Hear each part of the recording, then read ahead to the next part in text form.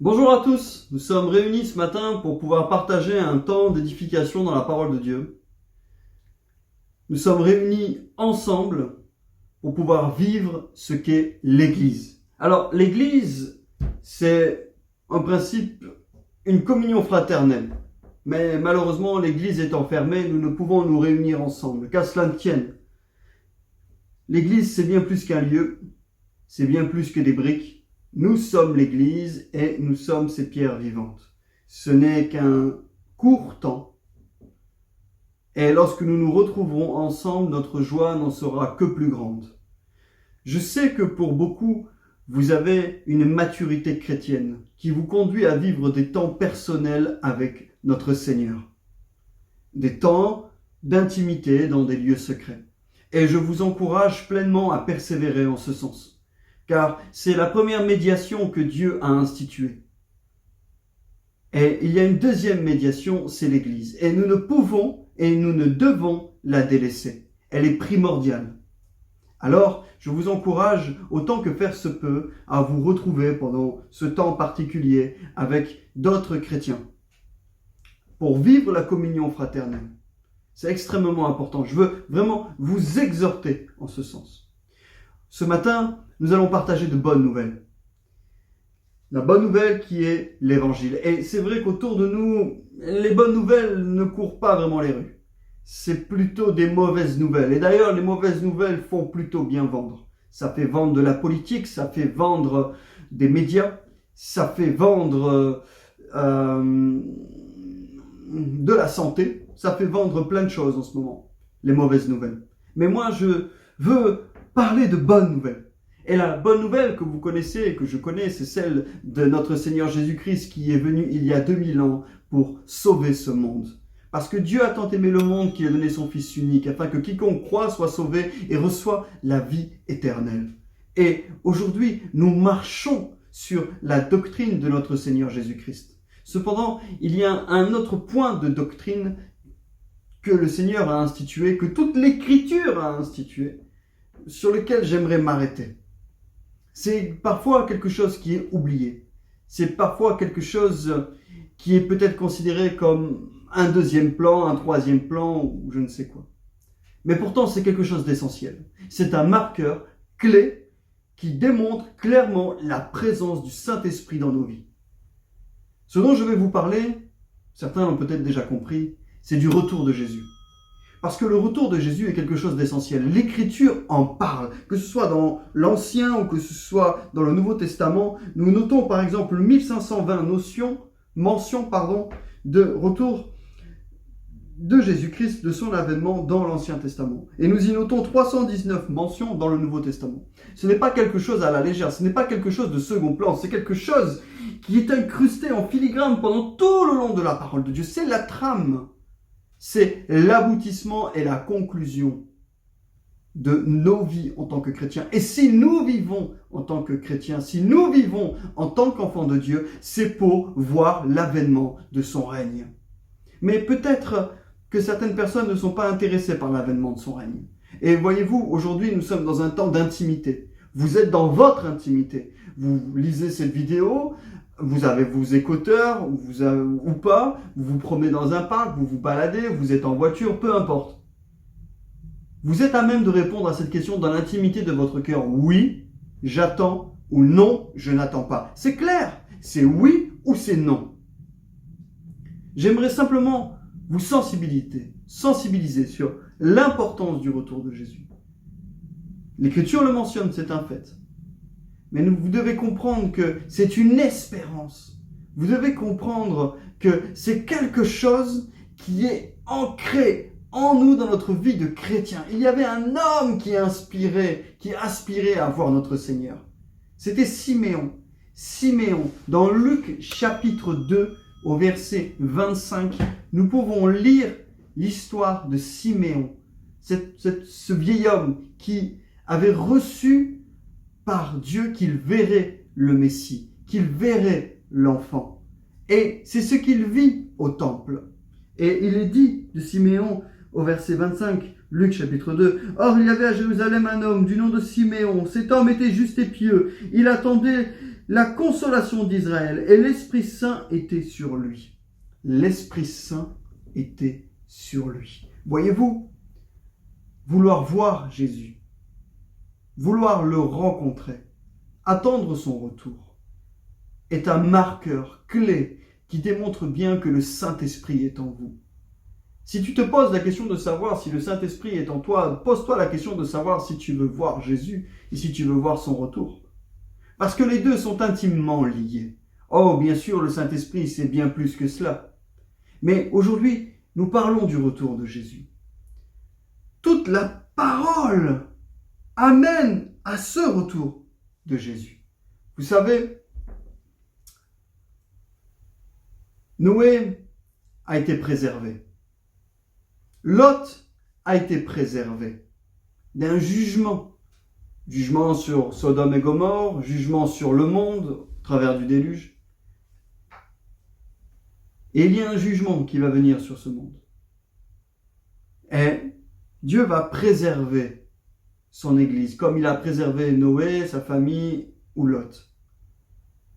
Et cela s'appelle l'enlèvement. Cela s'appelle la résurrection aussi des morts. Première résurrection, les morts. L'enlèvement, les vivants, les justes qui seront emmenés. Rencontre avec le Seigneur dans les airs. Il y a nombreux textes, mais on va être assez court. Et voyez-vous, la Bible nous parle de paraboles, elle nous parle de veiller. Elle nous parle de ces 10 vierges. Et il vous faut, et il me faut, et il nous faut veiller. Veiller, c'est attendre l'époux. Attendre l'époux, c'est espérer son retour. Mais si tu n'espères pas son retour, c'est que tu n'attends pas l'époux. Et si tu n'attends pas l'époux, c'est que ta lampe est vide et que tu n'as pas d'huile. Et si tu n'as pas d'huile, c'est qu'il n'y a pas de lumière. Si tu n'as pas de lumière, c'est alors que le Saint-Esprit n'est pas en toi. Mais comment? Non, mon ami, je ne suis pas ton juge. Ce n'est pas à moi de dire si le Saint-Esprit est en toi. Je ne fais simplement que mentionner des faits. C'est toi qui connais cette réponse.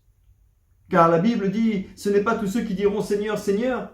Je leur dirai clairement et ouvertement que je ne les connais pas. Ces paraboles du banquet où cet homme qui n'avait pas de tunique blanche, il était pourtant assis dans ce repas. Il était assis dans ce banquet, dans ce festin. Il ne savait même pas qu'il n'était même pas revêtu de cette tunique, qu'il pensait peut-être. Mais il fut jeté dehors. Si vous lisez les lettres qui sont écrites à toutes les églises dans l'Apocalypse, il est mention de différentes églises. L'église de Laodicée, tu étais nu et tu ne le savais même pas. C'est cette église qui avait perdu ce premier amour. À la fin de chacune de ces lettres écrites aux 7 églises, le Saint-Esprit, par la main de Jean, parle de vainqueur. S'il y a un vainqueur, c'est qu'il y a une course. S'il y a une course, c'est qu'il y a un combat. Est-ce que tu te bats? Parce que avoir de l'huile, c'est aussi se battre. C'est se battre. Parce que ce monde ne fait pas de cadeaux. Ce monde étant pris des puissances et des dominations, le prince de ce monde, le prince de l'air qui cherche à détruire constamment. Il te faut veiller, c'est un commandement que Dieu t'a laissé, nous a laissé. Veiller et prier. Il n'y a pas 50 000 solutions. C'est une réalité. C'est un fait. Et nous devons veiller. Nous devons tenir ferme. Il y a tellement de nombreux textes, mais tous les citer, on n'en finirait pas. Vous avez entendu toutes ces mentions, à la fois dans l'Ancien, à la fois dans le Nouveau. Il y a plus de 30 ans, mon père déjà disait que Jésus revenait bientôt. Et sans doute ses pères aussi avant lui. Et ma génération, nous le disons également. Des fois, l'attente est longue. Siméon a attendu toute sa vie. Et probablement ses pères ont attendu aussi. depuis le dernier prophète, une période intertestamentaire de 400 ans d'attente que ce libérateur vienne. Et oserais-je parler du peuple hébreu en Égypte, sous l'esclavage, qui eux aussi ont attendu 400 ans que Moïse vienne en tant que libérateur. L'attente est parfois très longue et nous ne savons pas quand le retour de notre Seigneur sera. Et Dieu l'a voulu ainsi pour que nous puissions constamment veiller. Si cela nous avait été dit, noir sur blanc,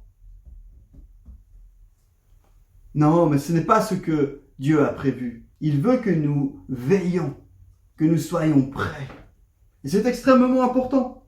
Aujourd'hui, si nos pères disaient que Jésus revient bientôt, aujourd'hui, Jésus revient, il est là. Là, juste là, à la porte, et il va venir chercher ceux qui veillent, pas ceux qui sont assoupis ou endormis.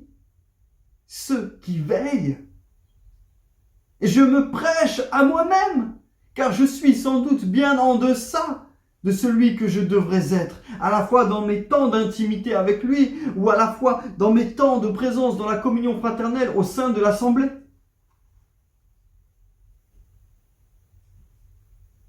Je suis, c'est vrai, profondément attristé dans mon cœur quand, même au sein de l'assemblée, lorsque celle-ci est ouverte, lorsque celle-ci est en capacité de recevoir bon nombre de chrétiens, fuient cette communion fraternelle. Oui, je pourrais vous parler des réunions de prière du mardi ou des études bibliques du jeudi. Ce n'est pas quelque chose de secondaire. Ce n'est pas un plus. C'est primordial. Oh, il n'y a pas de jugement parce que je ne suis pas votre juge. Ce n'est pas moi. Je ne fais simplement que vous exhorter et vous encourager pour veiller et prier. Si vous croyez que vous allez veiller et prier tout seul,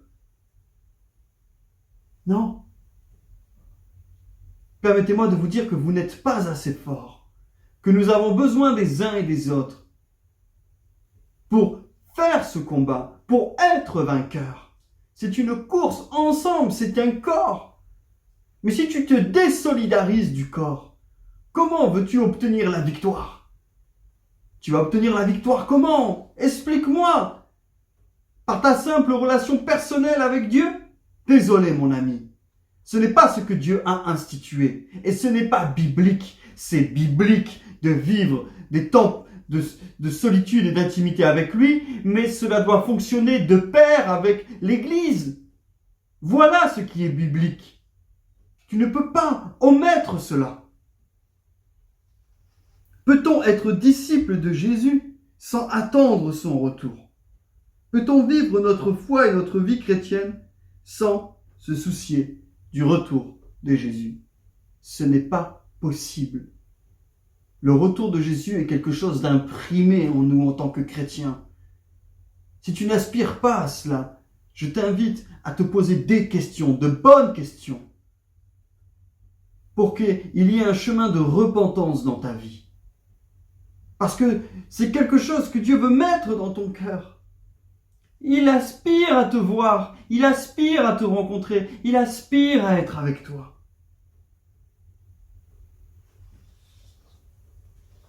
Mais c'est quelque chose qui fonctionne dans les deux sens.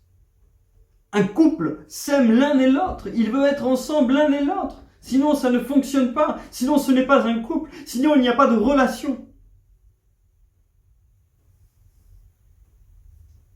L'un sera pris et l'autre sera laissé. C'est une réalité. Mais ceux qui sont pleinement convertis en lui, qui ont reçu ce Saint-Esprit, ceux-là seront sauvés. Et ils seront enlevés avec lui. Le jugement va tomber. L'Antéchrist et Satan, en train de bâtir ce gouvernement mondial, va être jugé. Mais nous serons enlevés avant que ce jugement ne se fasse.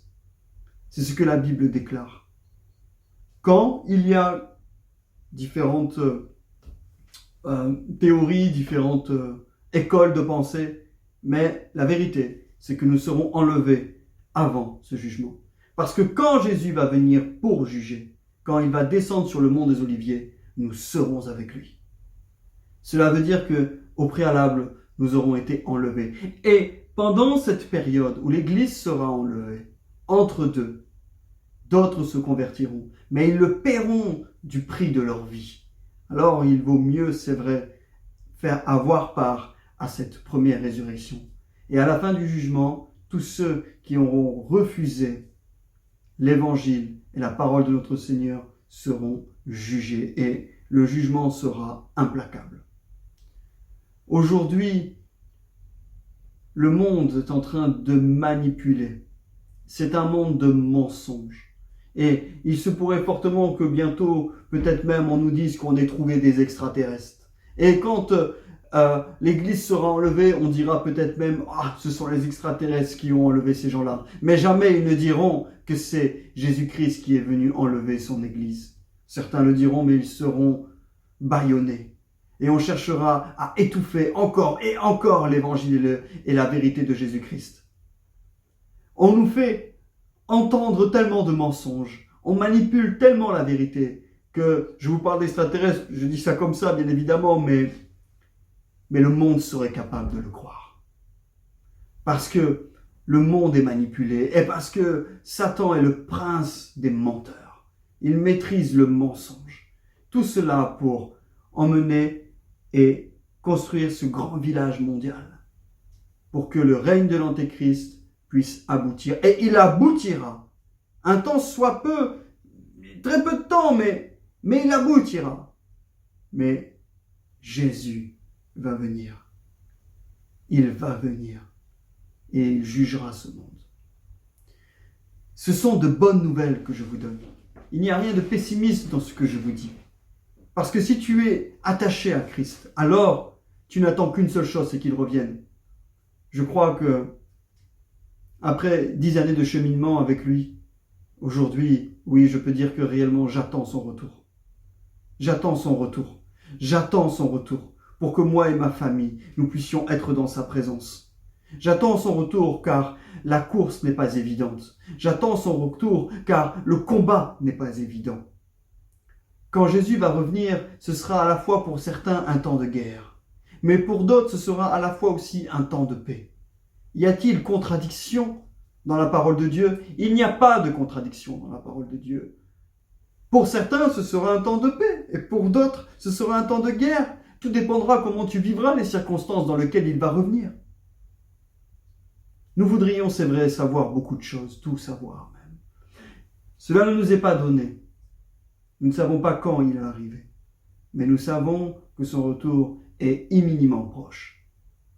Et nous savons que nous devons veiller et prier. Alors, je vous exhorte à veiller et à prier, non pas seul, mais dans l'unité du corps de Christ. L'Église est là pour ça. Et nous avons tous besoin des uns et des autres. Aujourd'hui, l'Église est fermée, mais demain, elle sera ouverte. Alors, quand elle sera ouverte, attachez-vous à celle-ci. Attachez-vous au corps de Christ. Ensemble, en veillant les uns sur les autres, en confiant nos combats, nous aurons la victoire. Parce que le Seigneur veut que nous demeurions ensemble. Et ça, c'est une promesse. Soyez bénis, soyez réconfortés, soyez heureux dans la joie de savoir que notre Seigneur arrive. Posez-vous les bonnes questions. Ayez ce questionnement intérieur de savoir est-ce que vous attendez son retour ou pas.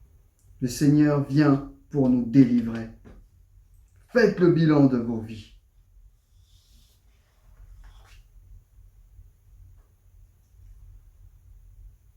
Soyez bénis. Je vous aime de tout mon cœur. À bientôt.